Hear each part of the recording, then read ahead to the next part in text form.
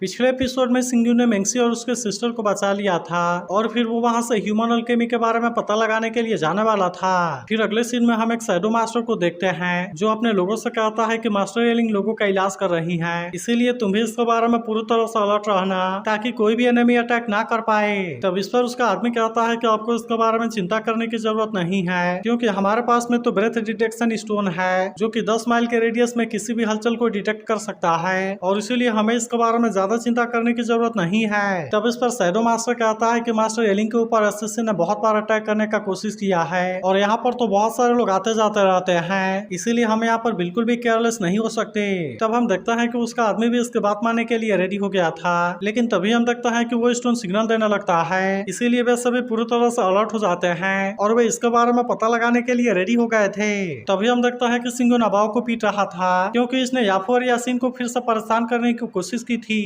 अब इसीलिए सिंगुन कहता है कि अगर तुमने फिर से उनको परेशान करने का कोशिश किया तब तुम इसके लिए मरने के लिए रेडी रहना। अब इतनी बात कहने के बाद हम देखता है कि सिंगुन यहाँ से जाने लगता है जबकि वही अबाव के साथी आकर उसे उठाने लगते हैं, मगर तभी हम देखता है कि सिंगुन के सामने वो शैडो मास्टर आ गया था और कहता है कि अब तुम यहाँ से नहीं भाग सकते। तब इससे देख सिंगुन को लगता है कि अबाव ने इसे पकड़ने के लिए हायर किया है, जबकि वहीं हम देखता है कि शैडो मास्टर भी इस पर अटैक करने के लिए रेडी हो गया था और वो तुरंत अपने पावर का यूज करके इस पर अटैक करने के लिए कोशिश करता है, लेकिन हम देखता है कि सिंगू ने अपने आप को बचा लिया था और फिर वो शैडो मास्टर से पूछता है कि उसने आखिरकार तुम्हें क्या दिया जिसके वजह से तुम इसके लिए इतने डेस्परेट हो गए हो। तब इस पर शैडो मास्टर कहता है कि तुम्हें केवल इतना पता होना चाहिए क्योंकि अगर तुमने यहाँ पर कोई भी परेशानी करने की कोशिश की तो फिर तुम यहाँ से जिंदा बच कर नहीं जाओगे। यह सुनकर सिंगुन कहता है कि वैसे तो तुम बहुत ही लॉयल हो लेकिन फिर भी तुमने गलत आदमी को फॉलो कर लिया है। तभी हम देखता है कि शैडो मास्टर फिर से अपने पावर का यूज करके अटैक करने की कोशिश करता है, लेकिन सिंगू ने इस बार भी अपने आप को बचा लिया था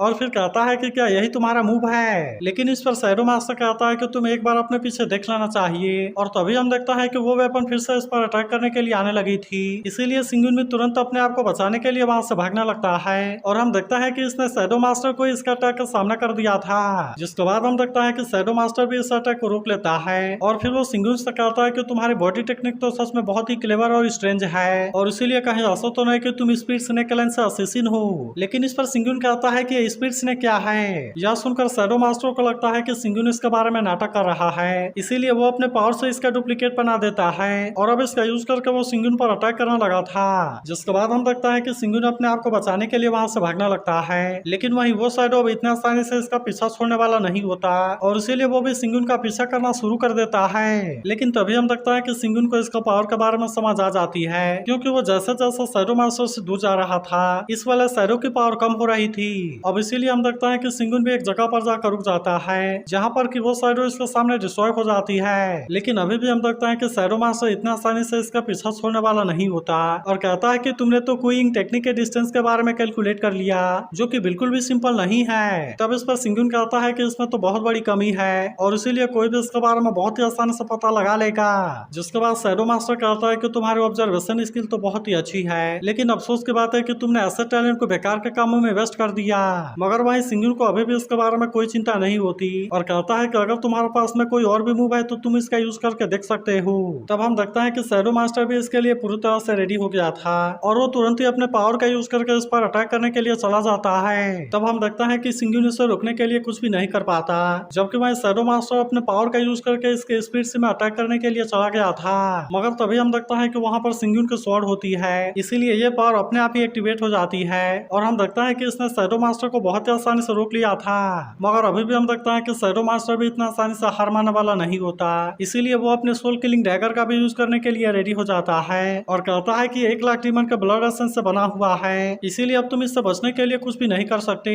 और न ही तुम्हारे स्पीड सी की स्वॉर्ड भी इसे रोक सकती है। मगर इसके बाद भी हम देखता है कि सिंगुन को इसके बारे में कोई चिंता नहीं होती, इसीलिए वो भी अपने स्वॉर्ड को बाहर निकाल लेता है और इसने तुरंत ही इस पर अटैक भी कर दिया था। तब याद एक शैडो मास्टर भी अपने डैगर का यूज करने के लिए कोशिश करता है, लेकिन हम देखता है कि इसके सामने उसका डैगर कुछ भी नहीं कर पाता, इसीलिए वो हैरान होता है कि कहीं सिंगुन के पास वाला स्वॉर्ड एम्परर लेवल वाला वेपन तो नहीं है। मगर हम देखता है कि सिंगुन इसके बारे में कुछ भी नहीं बोलता, बल्कि वो अपने स्वॉर्ड फॉर्मेशन का यूज करके इस पर अटैक करने के लिए रेडी हो जाता है। तब इससे देख शैडो मास्टर कहता है कि तो बहुत ही पावरफुल है, मगर हम देखता है कि सिंगुन ने अपने पावर का यूज करके अटैक कर दिया था, इसीलिए शैडो मास्टर भी अपने पावर को एक्टिवेट करने लगता है और वो अपने शील्ड का यूज करके इसे रोकने के लिए कोशिश करता है, लेकिन हम देखते हैं कि शैडो मास्टर की पावर इसके सामने कुछ भी नहीं कर पाती और इसीलिए इन दोनों के टक्कर की वजह से यहाँ पर बहुत बड़ा धमाका होता है। तब इससे तक शैडो मास्टर कहता है कि चाहे किसी भी चीज के बारे में बात किया जाए, तुम तो हर एक मामले में बहुत ही एक्स्ट्रा ऑर्डिनरी हो। जिस पर सिंगुन कहता है कि मैंने भी अभाव के बारे में ऐसा उम्मीद नहीं किया था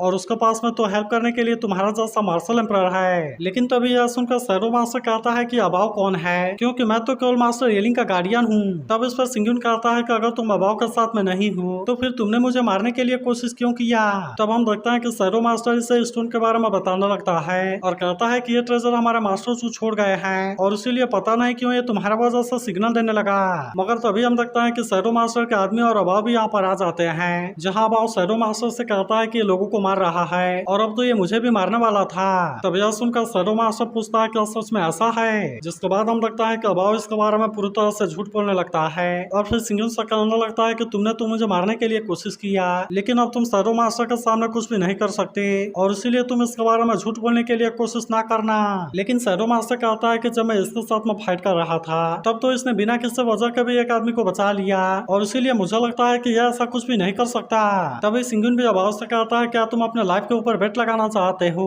वहीं शैडो मास्टर भी कहता है कि मैं इसके बारे में इन्वेस्टिगेशन करूंगा और अगर तुम जैसा बोल रहे हो वो सच नहीं हुआ तो फिर तुम सोच लो कि मैं तुम्हारे साथ में क्या करूंगा। तब हम देखते हैं कि अभाव अपनी गलती मानने के लिए रेडी हो जाता है और फिर कहता है कि मैं इसे याफो और यासीन के साथ में दोस्ती करते हुए देखकर जेलस होने लगा और इसीलिए मैं इसे खत्म कर देना चाहता था। तब इसके बारे में जानकर शैडो मास्टर इसके ऊपर गुस्सा हो जाता है और फिर वो सिंगुन से कहता है कि इसने तुम्हें बदनाम करने की कोशिश की है और अब इसीलिए तुम ही डिसाइड करो कि ये जिंदा रहेगा या मारा जाएगा। तब हम देखता है कि अभाव इसके सामने अपने जान के लिए भीख मांगने लगता है, लेकिन वही सिंगुन कहता है कि रूल के अनुसार यहाँ पर जो भी करना है इसके साथ में कर लो। जिसके बाद हम देखता है कि इसके बारे में सुनकर वे भी इसके लिए मान गए थे और वे अभाव को अपने साथ में लेकर यहाँ से जाने लगते हैं। तभी शैडो मास्टर कहता है कि जब मैं तुम्हारे साथ में फाइट कर रहा था तब मैंने देखा कि तुम्हारी टेक्निक सच में कमाल की है और इसके अलावा तुम तो बहुत बहादुर भी हो, इसीलिए मुझे लगता है कि एक बार तुम्हें मास्टर येलिंग से मिलने के लिए चलना चाहिए। तब यह सुनकर सिंगुन कहता है कि मैं, जिसके बाद शैडो मास्टर कहता है कि मास्टर येलिंग के पास में वॉरियर की कमी है और इसीलिए मुझे लगता है कि तुम इसके लिए सबसे अच्छे कैंडिडेट हो।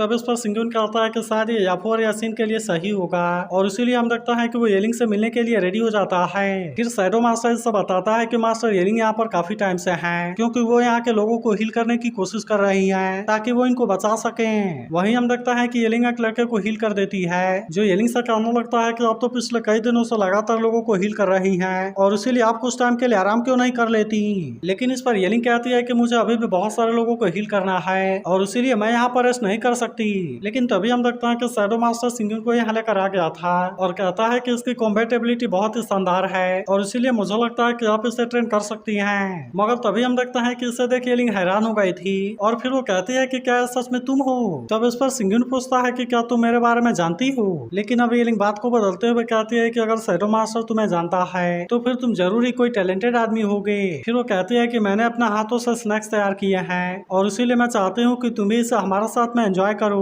लेकिन इस पर सिंगुन कहता है कि मेरे दो फ्रेंड बाहर मेरा वेट कर रहे हैं और इसीलिए मैं यहाँ पर नहीं रह सकता। तभी येलिंग शैडो मास्टर से कहती है कि अब तुम यहाँ से जा सकते हो, क्योंकि अभी के लिए मुझे तुम्हारे प्रोटेक्शन की जरूरत नहीं है। लेकिन हम देखता है कि शैडो मास्टर इसे अकेला छोड़कर नहीं जा रहा था, इसीलिए येलिंग कहती है क्या तुम्हें लगता है कि मैं अपने आप को प्रोटेक्ट नहीं कर सकती। और हम देखता है कि वो अपने पावर को एक्टिवेट करके इसे दिखाना लगती है। फिर वो कहती है कि उसी ने मुझे चिंगतेंग स्टाफ दिया था और इसीलिए अगर खुद एम्परर भी यहाँ पर आ जाए तो फिर भी मुझे उसके बारे में कोई चिंता नहीं होगी। जिसके बाद हम देखता है कि शैडो मास्टर अब इसके बात मानने के लिए रेडी हो गया था और फिर वो यहाँ से चला जाता है। इसके बाद हम देखता है कि येलिंग सिंगुन को अपने साथ ले जाती है, जहाँ पर सिंगुन कहता है मैंने सोचा था कि तुम केवल हीलिंग में ही एक्सपर्ट हो, लेकिन तुम्हारी तो कुकिंग स्किल भी बहुत अच्छी है। तभी येलिंग सोचने लगती है कि ये तो बिल्कुल उसी के जैसे है और फिर वो इससे बराबर चू कहने की कोशिश करती है, लेकिन इस पर सिंगुन कहता है कि मेरा सरनाम चू नहीं है और फिर वो बताता है कि मेरा नाम लियू यून है। लेकिन तभी हम देखता है कि येलिंग यहाँ चारों तरफ बैरियर लगा देती है ताकि इनके बात को और कोई ना सुन सके। फिर वो सिंगुन से कहते हैं कि अगर यहाँ पर एम्परर भी आ जाए तो वो भी इस बैरियर के सामने कुछ नहीं कर सकता और इसीलिए तुम मुझे अपनी असली आइडेंटिटी बता सकते हो। लेकिन हम देखता है कि सिंगुन को कुछ भी समझ नहीं आता और फिर वो सोचने लगता है कि क्या ये मेरे बारे में जानती है। लेकिन वही येलिंग कहने लगती है कि ना ही इसमें सोल फ्लक्चुएशन है और ना ही उसके पास में उसका ब्लड लाइन है और इसीलिए ऐसा लगता है कि सच में वो नहीं है। वही सिंगुन में सोचने लगता है कि अगर मेरे पास में इसका जैसा स्टेज होता तो फिर मैं तो अपना मेमोरी कभी भी नहीं खोता। फिर वो येलिंग से कहता है कि याफो और यासीन मेरे साथी हैं जो कि असल में तुम्हारे जैसा अल्केमिस्ट बनना चाहते हैं, और इसीलिए क्या तुम इसके लिए उनको ट्रेन कर सकती हो। तब इस पर येलिंग कहती है कि तुम इसके बारे में बिल्कुल भी कोई चिंता ना करो,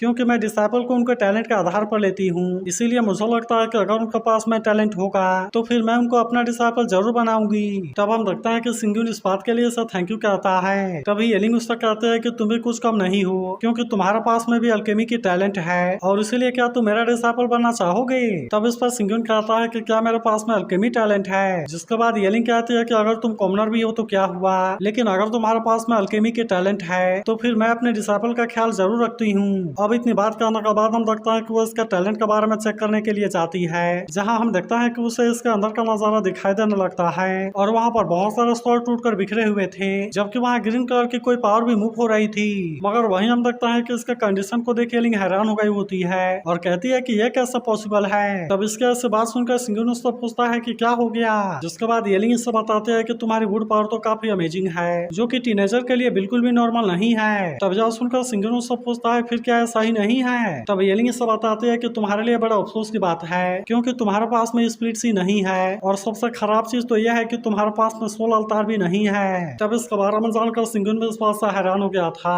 और उससे समझ में नहीं आता कि ये क्या है। तभी येलिंग कहने लगता है कि तुम्हारे पास में स्पीड सी नहीं है, इसीलिए कल्टीवेशन करने के लिए तुम्हारे पास में कोई रास्ता नहीं है। इसके अलावा तुम्हारे पास में तो सोल अवतार भी नहीं है, और इसीलिए तुम कल्टीवेशन को प्रैक्टिस भी नहीं कर सकते। फिर वो कहने लगते हैं कि इसके बिना शायद तुम्हारा फ्यूचर ग्रेट नहीं होगा, लेकिन फिर भी तुम्हें इसके बारे में चिंता करने की जरूरत नहीं है, क्योंकि अगर तुम मेरा डिसाइपल बनने के लिए मान जाते हो तो फिर मैं तुम्हारी पूरी लाइफ तुम्हें प्रोटेक्ट करूंगी। लेकिन हम देखते हैं कि सिंगुन इसके लिए बिल्कुल भी रेडी नहीं होता, और वो येलिंग से कहता है कि मैं तुम्हारा काइंडनेस के लिए तुम्हें थैंक यू कहना चाहता हूँ, लेकिन अगर मैं कल्टीवेशन प्रैक्टिस भी नहीं कर सकता तो क्या हुआ, लेकिन फिर भी मैं अपने भरोसे रह सकता हूँ। मगर अभी भी हम देखते हैं कि येलिंग को इसके बारे में चिंता हो रही होती है, इसीलिए वो इसे समझाती है कि यहाँ डीमन चारों तरफ फैले हुए हैं, इसीलिए हर जगह वॉर की सिचुएशन है जिसमें कि मार्शल एम्परर वाले भी सर्वाइव नहीं कर सकते, जबकि तुम तो एक ऑर्डिनरी आदमी हो, और इसीलिए तुम इसमें कैसे सर्वाइव करोगे। मगर अभी भी हम देखते हैं कि सिंगुन इसकी बात मानने के लिए रेडी नहीं होता और कहता है कि मैं तुम्हारे एडवाइस के लिए थैंक यू कहना चाहता हूँ, लेकिन असल में ऐसा कहा जाता है कि अगर कोई माउंटेन पर पहुंच जाए तो फिर वहाँ से कोई ना कोई रास्ता जरूर मिल जाता है। फिर हम देखते हैं कि वो बचे हुए सारे स्नैक्स अपने पास में रख लेता है और कहता है कि मास्टर येलिंग तुम्हारे गिफ्ट के लिए थैंक यू। जिसके बाद हम देखते हैं कि येलिंग भी इससे गुड बाय बोल देती है। वहीं हम देखते हैं कि सिंगुन अब यहाँ से जा रहा था, लेकिन तभी हम देखते हैं कि एक आदमी उसका पीछा कर रहा होता है, मगर फिर भी हम देखते हैं कि सिंगुन इस बात पर ज्यादा ध्यान नहीं देता,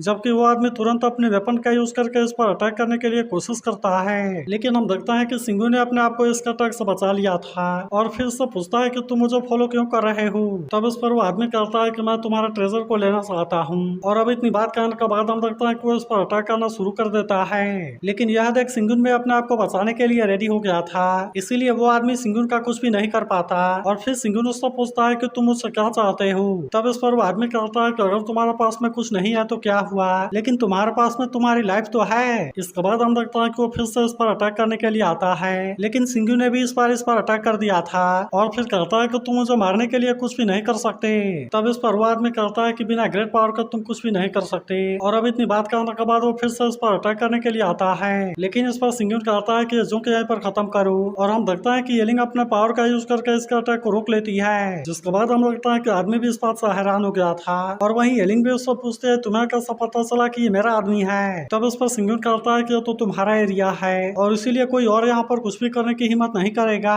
जिसके बाद येलिंग कहती है मुझे तो नहीं पता था कि तुम इतना शानदार तरीके से फाइट करते हो, इसीलिए ये तो सच में कमाल की बात है। जिसके बाद वो आदमी येलिंग से कहता है कि ये फाइट में बहुत ही अच्छा है, इसीलिए अगर आपने इसे ले लिया तो फिर मैं इसे और भी अच्छा तरीके से ट्रेन करूंगा। तब इस पर येलिंग कहती है कि पहले तो वो इसके लिए एग्री हो जाए, लेकिन हम देखते हैं कि सिंगुन अभी भी इसके लिए रेडी नहीं होता। जिस पर वो आदमी उससे पूछता है कि क्या तुम मुझे पसंद नहीं करते। तब इस पर सिंगुन कहता है कि तुम तो मार्शल आर्ट के किंग हो और इसीलिए मैं तुम्हें नीचा दिखाने वाला कोई नहीं हूँ, और असल बात यह है कि मैं किसी फाउंडेशन में नहीं रहना चाहता। तब इस पर येलिंग कहती है कि तुम हमारी बात क्यों नहीं समझते, क्योंकि तुम्हें भी पता है कि डिमन यहाँ चारों तरफ फैले हुए हैं और इसीलिए तुम यहाँ कैसा सर्वाइव करोगे। मगर अभी भी हम देखते हैं कि सिंगुन को इसके बारे में कोई चिंता नहीं होती और कहता है कि मैं इसमें कैसे सर्वाइव करूंगा यह मेरी जिम्मेदारी है, क्योंकि भले ही मैं डिमन का हाथों मर जाऊं लेकिन फिर भी मैं किसी दूसरे के अंडर में नहीं रह सकता। तब इससे देख येलिंग कहती है कि इसे तो मौत से कोई भी डर नहीं है और इसीलिए यह तो बिल्कुल सिंगुन के जैसे ही है। तभी हम लगता है कि सिंगुन इससे गुड बाय बोलकर यहाँ से चला जाता है। जिसके बाद येलिंग कहती है मुझे इस बात से कोई मतलब नहीं है कि तुम सिंगुन हो हो या फिर कोई और हो, और मुझे केवल इतना उम्मीद है कि जब हम फिर से मिलेंगे तब तुम मुझे हैरान कर दो।